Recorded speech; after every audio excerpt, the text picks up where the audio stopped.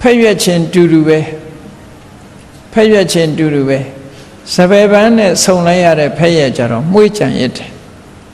ငပိပုတ်ထုတ်လိုက်လို့ငပိပုတ်နဲ့ဆုံစည်းလိုက်ရတဲ့ဖက်ရွက်ကြတော့နန်းစော်ကြံရစ်တယ်ဟော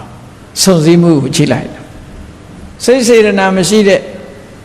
အရာဒီပင်လည်းမကောင်းတာနဲ့ဆုံရင်မကောင်းတာဖြစ်သွားတတ်တယ်ပေါ့ကောင်းတာနဲ့ဆုံမှကောင်းတာဖြစ်တယ်အေးဒါကြောင့်တာဟုဒသနမရိယာဏအရိယာဏမြင့်မြတ်ဖြူစင်တဲ့ပုဂ္ဂိုလ်တွေကိုဒသနတွေ့ဆုံရခြင်းဟာတာဓုသိကောင်းတယ်တဲ့ဒါခိတ္တခဏဆုံရတာတောင်ကောင်းတယ်လို့ဆိုတော့တဏ္ဏိဝါသောတထာတုခောအမြဲတမ်းအတူတကွနေမယ်ဆိုလို့ရှိရင်တော့အကောင်းဆုံးချမ်းသာဖို့ပဲဒီလိုဆိုလိုတာပေါ့အဲ့ဒါလို့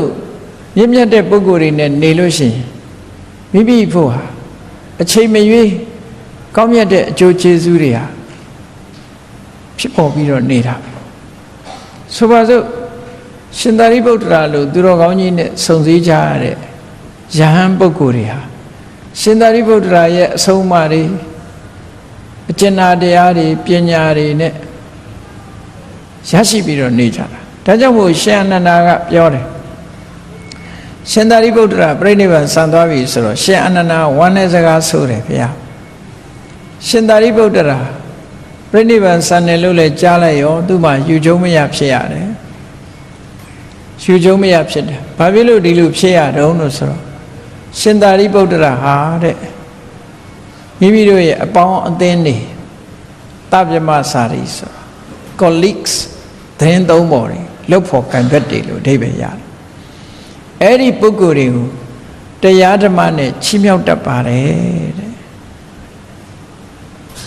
နော်အရိယပုဂ္ဂိုလ်တွေဟာတရားဓမ္မကိုအလွန်မြတ်နိုးတာအဲ့ဒီလိုမြင့်မြတ်တဲ့အသိပညာတွေကိုဖြစ်ပေါ်စေတတ်တဲ့တရားဓမ္မတွေဟောပြောဆုံးမလို့ရှင်သာရိပုတ္တရာတိုက်ကြွေးတဲ့တရားရည်အေးတွေကို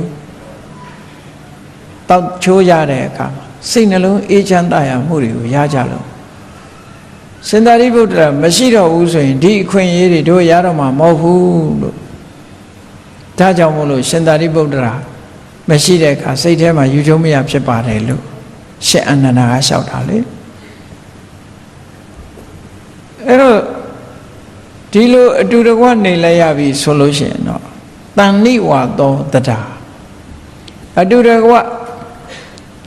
အမြဲတမ်းနေခွင့်ရသွားတဲ့ပုဂ္ဂိုလ်တွေကြတော့သူခေါ်လက်ရှိဘဝမှာစိတ်ချမ်းသာမှုတွေကိုယ်ချမ်းသာမှုတွေရရှိနောက်ဆုံးမှာအသိပညာ